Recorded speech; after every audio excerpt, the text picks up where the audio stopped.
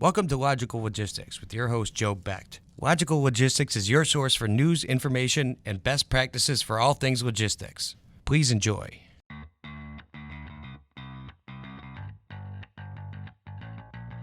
Welcome. This is Logical Logistics, where we explore logistics, shipping, supply chain, and everything in between. Sit back and enjoy the show.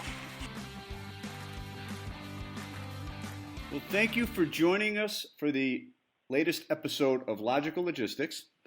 And today our guest is Dr. Muddassir Ahmed, the Divisional Supply Chain Manager at Eaton. Now, he joins us from Birmingham, England, the United Kingdom. Dr. Ahmed, how are you doing? I'm fine. Thank you for having me, Joe. I appreciate it. Thanks for coming on the show. This is a great opportunity for people to learn about a few things. Mainly, I wanted to address the topic of getting an advanced education in supply chain and logistics. But first, Dr. Ahmed, can you give a little background of yourself? Yeah, sure thing. I'll start slightly back. I'm originally from Pakistan. So I did my engineering degree in textiles and mechanical and passed out in 2002. And then after working 2 years, I went to Sweden, Gothenburg, and did my master's in Chalmers University in management of production and supply chain from Chalmers University of Technology in Sweden. So that was a fantastic experience personally, especially working with about people from 25 different countries and about 65 in total. So great learning experience in a very diversified learning environment. And then I came to UK in 2005 and started working for Eaton as a buyer. And so while I was doing that, I always had a desire to go to do a PhD research, right? I came here to improve my English, learn a bit of English culture and get some experience and go ahead and do my full-time PhD. I was fortunate enough to get a scholarship from Lancaster University Management School in 2007, 2008. So while I wanted to do a full-time PhD and about to leave the company which I work right now, Eaton, I think they offered me saying, okay, why can't you stay with us and work part-time and we'll fund you. So for me, that was a winning opportunity. Say, still work in a big multi-$20 billion company and continue to do research in a fantastic institution, right? So my predominant topic was around supply development and supply performance management. So that is the research I completed in last year. So I graduated on the 9th of December 2015, not long ago. So it was hard work with full-time job in a progressive organization and family and stuff. So however, I'm grateful to achieve it. So just to reiterate, you received a scholarship from Lancaster University. Was this through Eaton? Yeah, so actually I had a full-time scholarship, so I wanted to leave and do a full-time PhD. But Eaton comes over and say, actually, stay with us and we'll fund your PhD. So for me, again, rather than on a scholarship, they fund my PhD and I carry on working full-time as well. So did you apply for Lancaster and then they gave you the scholarship? That's correct, yeah. Oh, that's quite an accomplishment. Congratulations. I mean, yeah. Thank you very much. I think it's mainly because I think I had a distinction in my master's, distinction in my engineering. So those good numbers helps you, and if you portray yourself in interviews very well, so it works. Anyway, yeah. So I'm thankful for opportunity. Right. So I think that leads to our second part, right? Yes. So I've read some of your published articles, and they're all very, very good, very topical. It's amazing. When I first came into this industry some 37 years ago, it was just the shipping manager that ran the shipping, and that's what he was called. And the profession has evolved so much, and now there's supply chain, logistics, and the name of this show is Logical Logistics. Mm-hmm. So these roles have been really defined, and there's educational opportunities in supply chain and logistics. And one of the first articles I read from you was just great. You ranked the top schools in the United Kingdom, correct? That's correct, yeah. Okay, so I know the majority of my listeners are here in the United States, but I do have some overseas. Can you just go over that ranking and what your criteria were? Yeah, sure. But before that, I think it's important to explain, or just to, for your views, explain the thought process. I think you just made a very good point, right? Why 30 years ago, the logistics was only a shipping department, right? And over the years, as soon as the outsourcing has developed and the manufacturing has diminished, the logistics and materials management have become a very strategic in nature, right? And I thoroughly believe that companies right now are innovating in this domain, logistics and supply chain, to gain competitive advantage. The classic example of that currently is maybe Amazon and Zara, right? So I think you made a very good point. I want to emphasize. So what my blog Muddassir, which is MUDDASSIRISM.com, it's mainly around that area. So I think what I just analyzed that there is a good there's information gap, right? So there's a very high quality, high-end research knowledge, right? And then the other gap is more about what the consultants are writing, like Accenture or Bain, and which is very salesy sort of information. So there's no real information in between for the audience. And I started my blog, which is to help the folks in supply chain logistics to gain knowledge and mostly just talk about real problem and how we can solve it. So one thing I've been asked about quite a few times in LinkedIn or in Quora as well, tell me the best school in supply chain, right? And hence I thought, okay, that's a good question. I'll try to write it. So I thought, okay, there's approximately 30, 40 universities in United Kingdom who does a master's in supply chain and logistics with a very, very different title. So since I didn't have any mechanism to collect a lot of statistical knowledge or interview people, I didn't have a time enough. So I thought I'm gonna go with my personal experience. I'm gonna go with the people either I interact or hired and rank them that way, right? So therefore, I selected the 6 universities from Lancaster to Warwick to Aston to Birmingham and so on and so forth, and Crankfield, of course, who does masters in logistics and supply chain. So thought process was simple. Either I have think about the people who I've hired during my 10 years as a supply chain manager, or I work with, right, and wrote down about ranking in terms of the most effective graduates, right. So therefore, you probably see Crankfield is coming at the top in that thing. Because Crankfield by far is the best school when it comes to supply chain knowledge. They do have the best professors.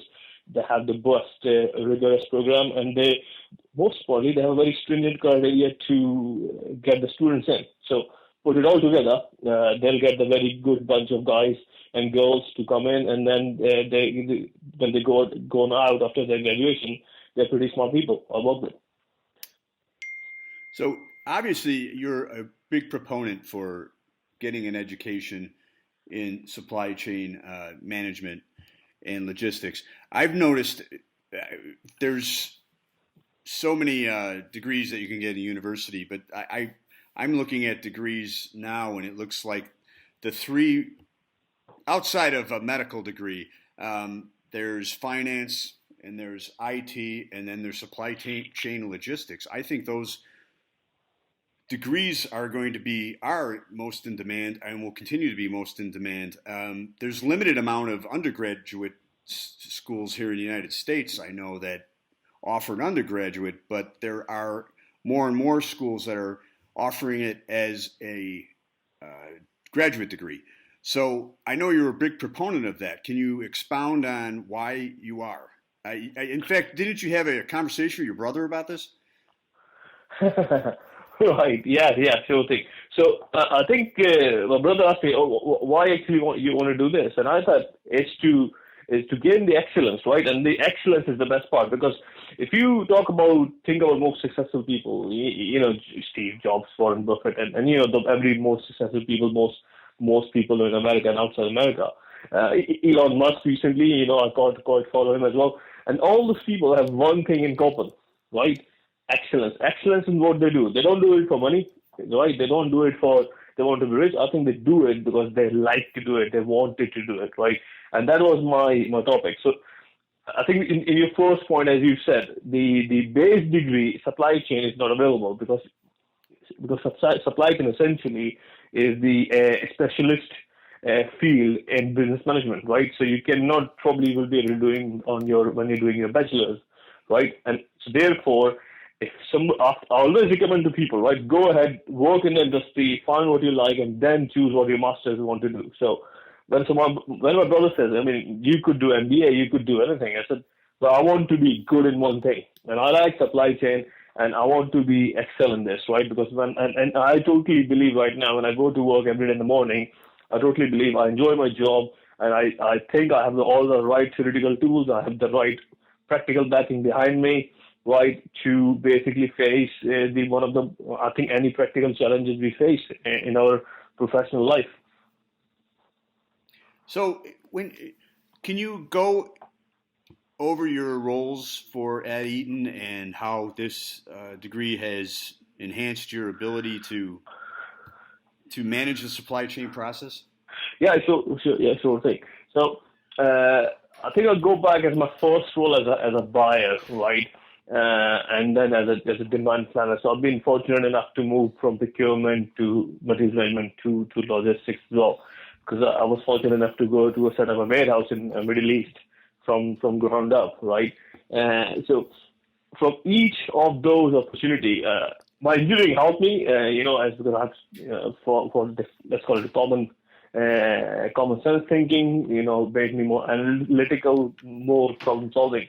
But all the theory I read in my master's in supply chain from, okay, what does the MRP really look like, right?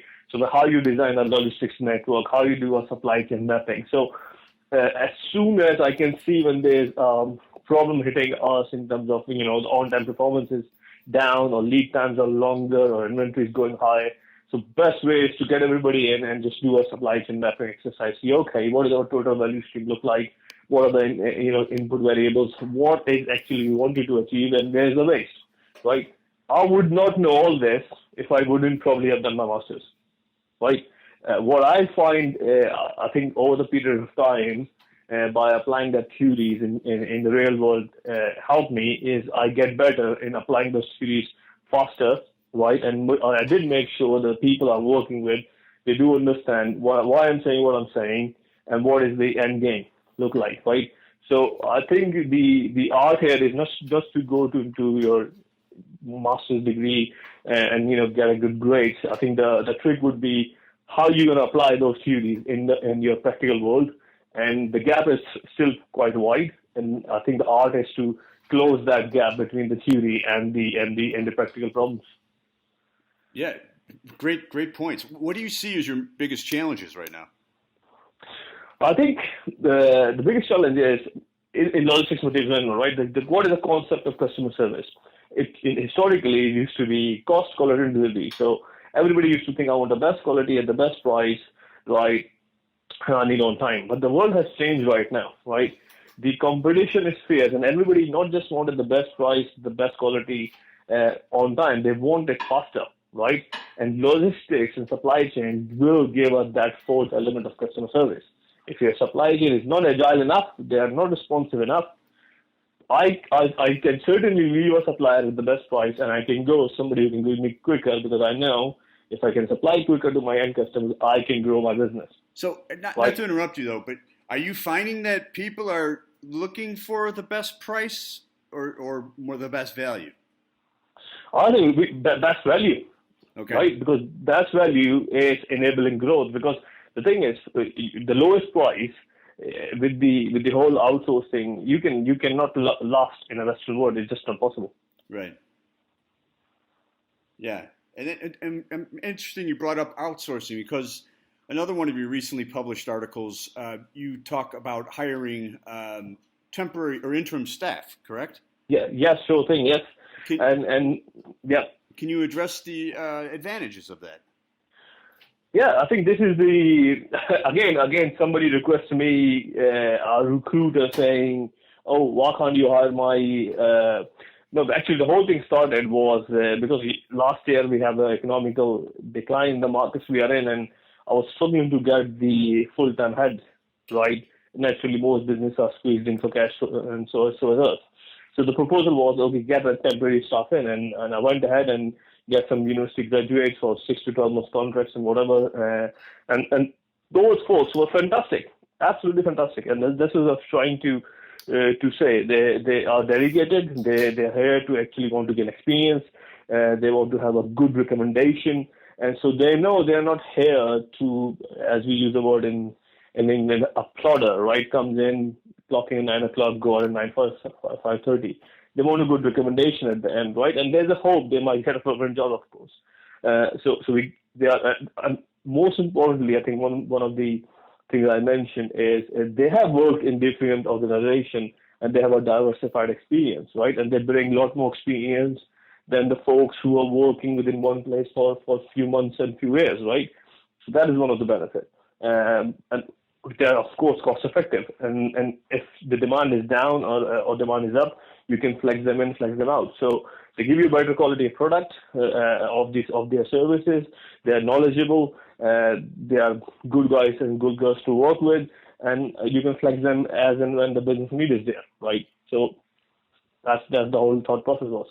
And this kind of transitions into my next question to you. In my previous episode, I spoke with a gentleman who had IT experience, and then he transitioned into transportation. And he brought up the topic of young people best utilizing their college experience, their college degree. What advice would you give to young people who are in college, specifically if they want to go into supply chain and logistics as a major or as a master's degree? Mm-hmm. Yeah, I think the first advice I was going to give is just make sure the current degree they are doing, they do a good job with it, right? And they like it or not, I mean, they might end up in doing that because their parents force them to do it, unfortunately, or any other reason. But they need good grades, right? To get good grades, you can go to good universities, right? So that's going to good universities is important, right? Because master's is not cheap. It's expensive degree, right? It's the investment in your future career, right? So first and foremost, do a good job, right? Second, do your research, which university you want to go for, right? That's important. Do your analysis. I write in blog. There are quite a few out there. Make sure you go and see universities. See their ranking. Ranking is also important, and also I think the third one, which probably I should have said it the first time, if you think the supply chain is a growing field, is exciting for whatever reason, and you're seeing some successful people around, make sure you work in that before you actually invest your $13,000 to $20,000 or more, in fact, in your masters, because you have to have that feeling. I worked 2 years in supply chain before I decided to do master's and then PhD eventually because I liked it, right? Even though my first degree was engineering, I never liked it, right? In working in the engineering environment. So make sure gain, even for short period of time, 6 to 12 months is good enough to work in any supply chain organization at any level. So feel it. Is this something you're going to stick it for the next 30, 35 years of your life? And what about as an undergrad degree? For example, probably the one I know most of, Michigan State, which is a fairly large university, about 6 hours from where I am in Chicago. They actually have an undergraduate degree. How do you feel about that? I think when I finished my engineering, I can talk based on experience, right? The graduate degree has to be probably the most generalistic you can get, right? So I did in mechanical and textiles. There were like 42 different courses. And at the end, when we finished, and I remember asking this question to my chairman in the department. I said, I'm about to finish. I've got a distinction, but I haven't got a clue what I'm good at. And he said, that is the whole point, right? In your head, you have about 46 different windows, which is each courses. So when you're going to go out, it will help you to pick a window, which will help you to solve whatever the problem you are in or the business you are in. So graduate degree has to be as general as possible. Even though I could have done the business management degree in my undergraduate, but I did engineering to diversify and then do master's in management. So you can have a dual degree for that sake. So So in summary, what I'm saying is do as general as degree as possible in your undergrad. Okay. Work 3 years, feel what you like, because you can go into finance or marketing or supply chain or operations, feel what you like, and then specialize in your master's. And I would fancy if you do supply chain. That sounds like a great path, great advice. So I'd like to thank you once again for joining us. Where can people find you and read? Like I said, you have mostly on LinkedIn. What I've read, you have some very good, concise, outstanding articles addressing the topics. Where can people? Is that the best place to find you? That LinkedIn is the best place to find me. Just Google it. My Dr. Muddassir Ahmed is MUDDASSIR, and Ahmed is AHMED. I'll come up in first three links of the Google. So LinkedIn is the best place. I'm mostly accepting all the requests I get because this is the profile I'm growing my blog. And I think just to see what I want to see my blog is in fact not just to add value, but actually I'm going to make a lot of supply chain tools available for free. For example, inventory analytics, some related to logistics. Yeah, so come in, subscribe, and tune in, and I'm sure you'll find value. Great. And then finally, this is a question I'd like to ask all of my guests. What does the term logistics mean to you? Oh, okay. The term logistics for me is actually where it was invented, right? What I've been told, it was invented in military days, right? When what army used to do when there is no population or there's no way to reach, they used to build a lot of tracks and a lot of logistics network, and then they move out from that area and then a lot of population. So for me, that it is. Logistics enable moving product or services in some cases from one place to another, right? And the better we can do it as logistics people, the better we will survive in our jobs. Great. Well, thank you once again for joining us on Logical Logistics. Once again, to find Dr. Ahmed, best way to find him is on LinkedIn. I'd like to thank you. Hope to have you again in the future for talk about future topics. Yeah. Thank you for having me, Joe. It's been a pleasure. Appreciate it. And thanks for the audience as well. Well, have a great day. Cheers. All right, bye. Hey, thanks for listening to the show. If you want to drop us a line, email us at becht5@comcast.net. You can leave comments, or if you want to be a guest, becht5@comcast.net. Also, make sure to review us on iTunes or other media outlets that we're located on. Special thanks goes out to Anthony B., my producer. And we'll see you next time on Logical Logistics. Click the subscribe button for new videos every week and download us and review us on iTunes. Visit www.beslogistics.net for more logistics, transportation, and warehousing resources. Thanks for watching.